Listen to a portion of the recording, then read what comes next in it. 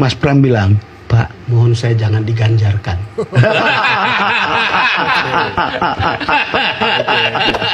Kalian ini adalah petugas partai. Jangan lupa, kalian adalah petugas partai. Tidak lagi bisa sebagai pribadi-pribadi. Partai ini. Dan tapi kenapa nggak berani di spanduknya nggak ada satupun logo PDIP? Ini saya mempertanyakan. Apakah malu-malu karena memang khawatir efek dari Pak Ganjar kemarin masih kurang bagus di DKI begitu ya? Beberapa hari belakangan kita menyoroti keanehan tingkah laku dari Pramono Anung dan juga Rano Karno di Jakarta. Pencalonan mereka menjadi calon gubernur dan wakil gubernur Jakarta kali ini menyisakan banyak sekali pertanyaan. Kenapa mereka menggunakan identitas-identitas yang tidak seperti identitas asli mereka? Mereka lebih memilih warna orange daripada warna merah. Warna kebanggaan dari partai pengusung utama dari pasangan ini. Dua-duanya dari PDIP. Kemudian hampir tidak ada logo banteng di setiap banner kampanye mereka. Hampir saya tidak melihat itu. Kemudian tidak ada foto Ibu Megawati yang oleh semua kader PDIP begitu dikultuskan. Ibu Ketum ini kayaknya akan jadi tanda kutip maskot ya di semua pergerakan PDIP. Ini semua dikerahkan oleh spirit Ibu Mega begitu. Tapi itu beda, tidak tergambar di Jakarta. Pramono Anung dan juga Rano Karno sama sekali menghapus identitas merah. Tidak ada logo banteng, tidak ada foto Ibu Megawati Soekarno Putri. Ada apa? Mungkin podcast yang satu ini bisa menjelaskan sedikit banyak ketakutan yang dialami oleh Pramono Rano sebelum maju di Pilkada Jakarta. Karena katanya di situ Mas Pram bilang, Pak, mohon saya jangan diganjarkan. Ketika pertemuan di sini di belakang layar itu Mas Pram itu mengakui ketika dia ketika dia menghadap Pak Jokowi untuk pamit mundur, di situ juga ada Pak Prabowo yang juga mengatakan mau mendukung. Kemudian juga diminta oleh Jokowi untuk silakan maju Mas. Lalu kenapa kemudian ketawa terbahak-bahak? Yang kan ada ceritanya. Iya, ada tertawa. Jadi ceritanya ini cerita orang lain lagi tuh. Karena katanya di situ Mas Pram bilang, Pak, mohon saya jangan diganjarkan.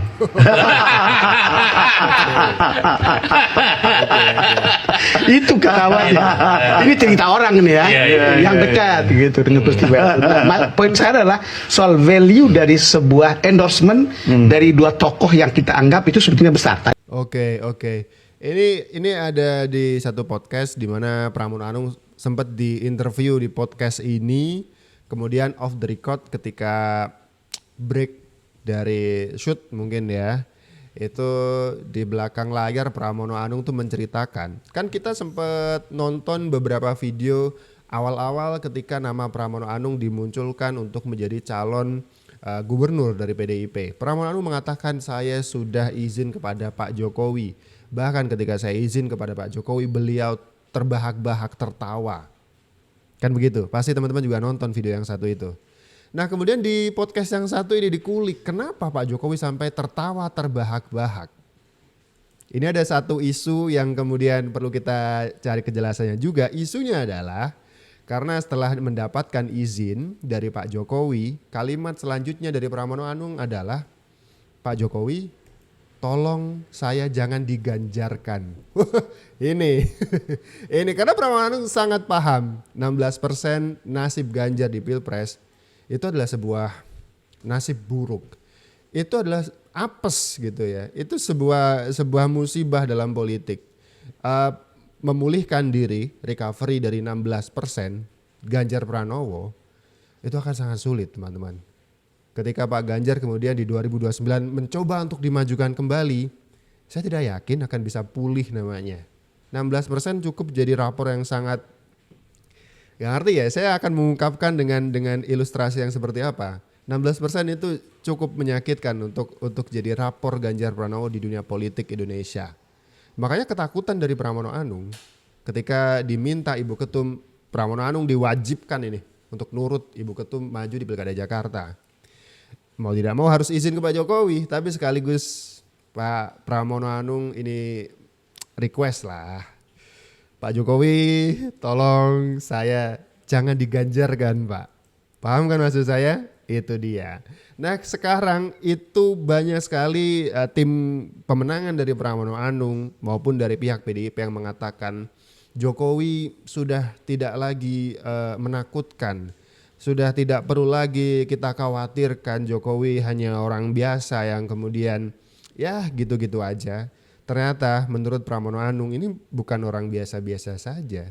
Bahkan ketika requestnya dengan kalimat seperti itu yang sampai akhirnya membuat Pak Jokowi terbahak-bahak, membuktikan bahwa Pramono Anung tahu benar orang yang sudah beliau asisteni, ini asistennya Pak Jokowi kalau boleh kita sebut, selama 10 tahun menjadi presiden, tahu benar siapa sosok Joko Widodo dan bagaimana powerfulnya sosok yang satu ini. Bahkan sekarang tidak menjabat di jabatan publik apapun, tidak jadi presiden, tidak jadi ketum partai, bahkan tidak punya partai.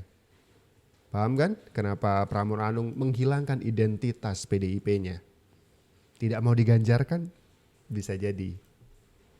Kalian-kalian ini adalah petugas partai. Jangan lupa, kalian adalah petugas partai. Tidak lagi bisa sebagai pribadi-pribadi. Kalau enggak mau jadi petugas partai. Saya tidak ngomongi lagi anggota partai. Petugas partai. Artinya yang diberi tugas oleh partai. Out. Begitu aja. Mundur.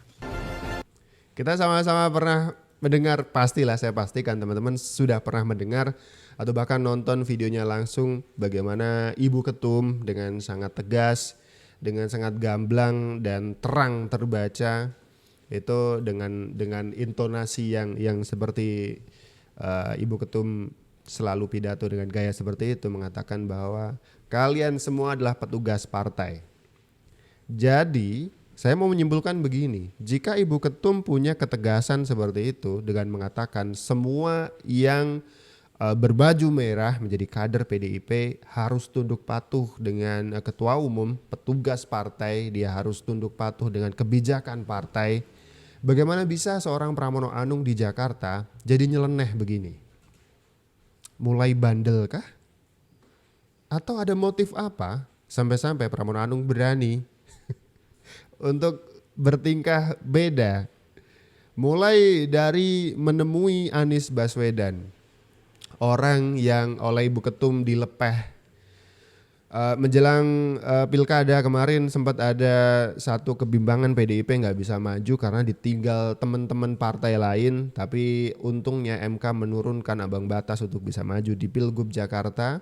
Jadi sisa dua pihak Anies Baswedan yang masih belum ada partai pengusung setelah cerai, tanda kutip, dengan PKS. Kemudian ada kubu PDIP yang memang sedang menimbang-nimbang. Ini ada satu kesempatan yang sudah dibukakan jalan oleh MK, diturunkan ambang batas untuk bisa maju di Pilkada Jakarta. Tapi siapa yang mau diusung? Gak ada bintang yang bisa kemudian bisa maju di Pilkada Jakarta. Karena kubu lawan sudah ada Ridwan Kamil yang begitu dikdaya dan besar, diimpor langsung dari Jawa Barat. Seharusnya mereka sudah lirik-lirikan. Sebelah kiri ada Anies Baswedan lirik, sebelah kanan ada PDIP. Seharusnya normalnya, logisnya dua pihak ini bersatu bergabung. Nama Anies masih cukup menjual di Jakarta. Anak Abah menguasai, tanda kutip ya, Jakarta. Popularitas Anies masih begitu mentereng di sana. Tapi kenapa PDIP tidak mengusung Anies Baswedan? Padahal Anies sudah, waktu itu sudah ada satu foto beredar ketika Anies Baswedan minta izin kepada ibunda memakai batik berkelir merah untuk berangkat ke kantor DPP PDIP. Alih-alih bisa ketemu dengan Ibu Ketum, cuman disambut oleh Bang Dul. Itu aja. Padahal di ruang sebelah sedang ada pembekalan untuk para calon kepala daerah yang diusung PDIP. Sakit nggak? Sakit. Seharusnya Anies duduk di ruang sebelah mendengarkan, ada Airin waktu itu. Ada Airin, ada Edi Rahmayadi hadir semua. Semua baca kada yang diusung oleh PDIP hadir menerima pembekalan dari Ibu Ketum. Tapi alih-alih bisa masuk ke sana dan salim sama Ibu Ketum minta restu untuk diusung di Pilkada Jakarta, ternyata nggak bisa, dilepeh, nggak bisa, ditolak. Tapi sama Pramono justru disowani, justru dimintain dukungan dan doa. Sampai akhirnya di debat terakhir Pramono dengan lantang mengatakan malam hari ini adalah malam yang spesial karena saya ditemenin anak abah dan juga Ahokers. Oke. Jadi makin aneh begitu.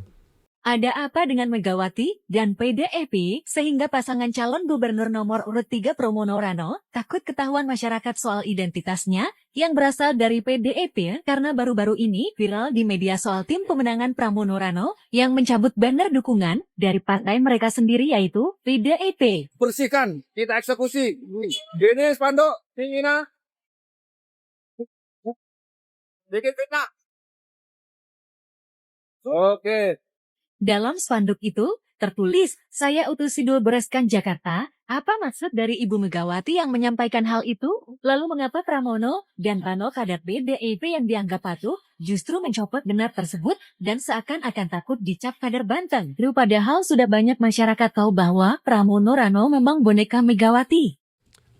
Saya tidak akan menyebut dengan kalimat yang agak sedikit menohok begitu ya, boneka Megawati. Enggak juga sih. Tapi jelas-jelas kita sama-sama tahu bahwa Pramono Rano ini adalah kader partai PDIP. Dan ketika sudah banyak beredar di kalangan luas bahwa instruksi titah dari seorang Ibu Ketum Megawati Soekarno Putri, semua kader partai adalah kader partai, petugas partai. Harus nurut sama instruksi Ibu Ketum tentu saja. Jadi kenapa sampai ada banner-banner dicopotin?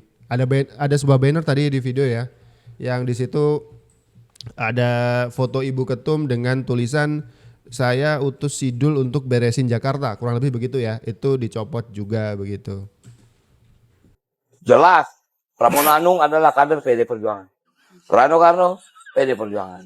A few moments later. Melihat bagaimana dukungan dari Pak Prabowo dan juga dari Pak Jokowi. Yang saya bingung, kenapa kok PDIP ini kayak khawatir banget, nggak berani bilang ini adalah calonnya Ibu Megawati, Mas Pram dan Endul ya. Itu kan dua-duanya dari PDIP.